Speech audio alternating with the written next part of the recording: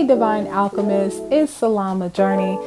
In today's recording, I'm going to be giving you some actionable steps that you can use to increase your confidence. I'm going to be talking about my personal journey and the things that I've learned and discovered on the way that really helped me boost my self-esteem. It's January 2024 at the time of this recording. Hashtag New Year, New Me. Let's get on the ball. Let's boost our confidence so we can achieve those goals. I want you to realize that it's about progress, not perfection. While I was on my journey to building myself up, I noticed I kept kind of being nitty picky and expecting perfection. Well, first of all, you're never going to get to perfection if you're not even trying. So you have to take those steps. You have to make some kind of progress. That truly is the name of the game, is making progress. I tell people all the time in one-on-ones, you really need to take a moment to celebrate your tiny victories. It's what helped shape me into a more confident version of myself. I know it's easy to just want to look at the big picture and say, oh, well, I'm not there yet.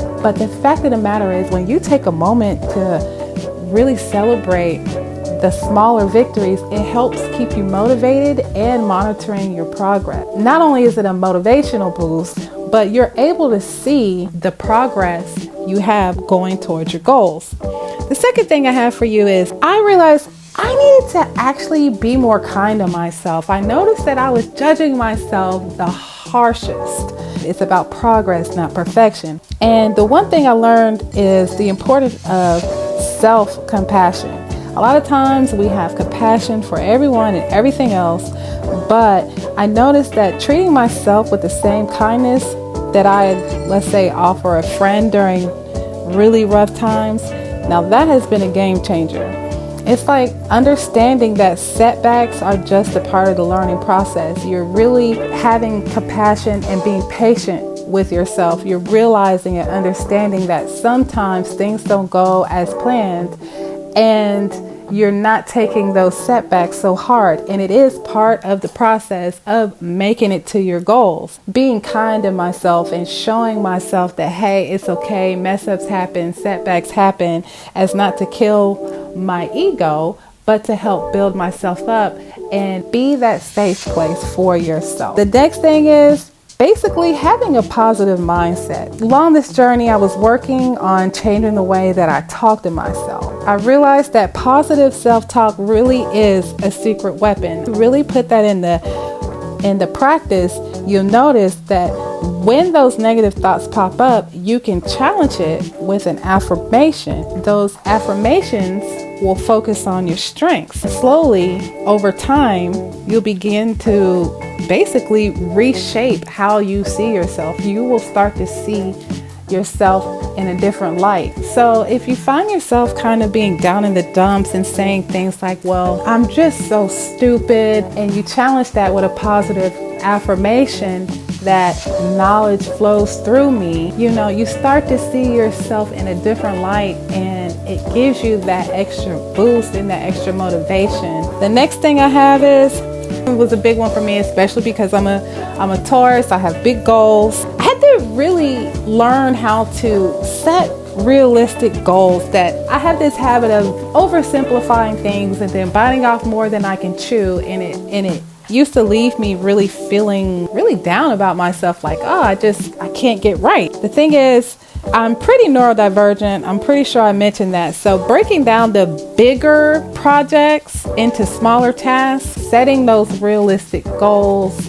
and remaining committed to it and doing all of the things that I just mentioned, it just creates an environment of constantly being reminded that I am capable. Listen at that affirmation. I am capable. Say that to yourself. The next thing I have is being around positive people. So one thing I've realized is that people around me play a really huge role in my life and how I feel about myself. So I'm consciously surrounding myself with positive folk who lift me up. So I know being an empath or being a spiritual person, it's one of those things that at times it can get heavy.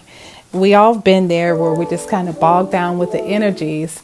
But you do notice a difference when you are hanging around people who are generally more positive or have a more positive outlook. Now, I'm not saying that it's you're only going to want to hang out with people who are have toxic positivity, as some people like to say. The thing is, it's good to have that balance, because even though things happen and sometimes they are misfortunate, it is really important to have a mindset that doesn't immediately send you into a spiral. And being around those people, it's amazing to see how the good vibes can contribute to a healthier self-esteem. Now, challenges for me back in the day used to feel like some kind of huge setback, but now I see them as opportunities for growth. So it's like each hurdle that I've had to go through, I changed my mindset and started taking it as a chance to learn, as a chance to adapt, basically just become more resilient. So it's like turning life's difficulties into the stepping stones that think of steps as you're going, oh, this challenge has happened and I need to learn X, Y, and Z lesson. And just apply that. If you're not a person who is trying, you haven't began to start taking those steps yet, you're not going to learn anything. What is a fail but a try? You have to try in order to learn. You have to try in order to get better. You have to keep doing it. It's like rinse and repeat. You have to keep you will keep getting better and better. The more you learn, the more you get used to it. Like even when I first started my group, I had no idea what I was doing, and my content was pretty all over the place. It felt awkward at times because it was like, should I be posting this or should I be posting that?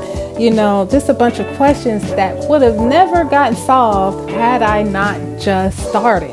You can't learn, you can't get better if you're not trying. You can't learn how to adapt, and you can't learn how to become more resilient. There's things that you have to know, and there's questions that you have to ask that sometimes you don't even know what to ask. So unless you've gone through it. So take that as an extra bit of motivation to start taking those small steps. The last and final thing I have here on my list is taking time for myself. Self-care over the past couple of years have really become my mantra.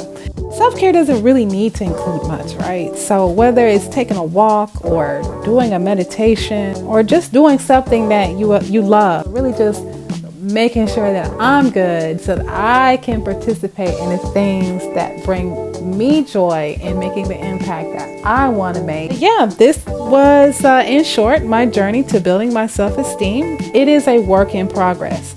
Being patient and being compassionate with yourself is the key. Is celebrating those wins along the way. I can't tell you how many times I heard Salaama.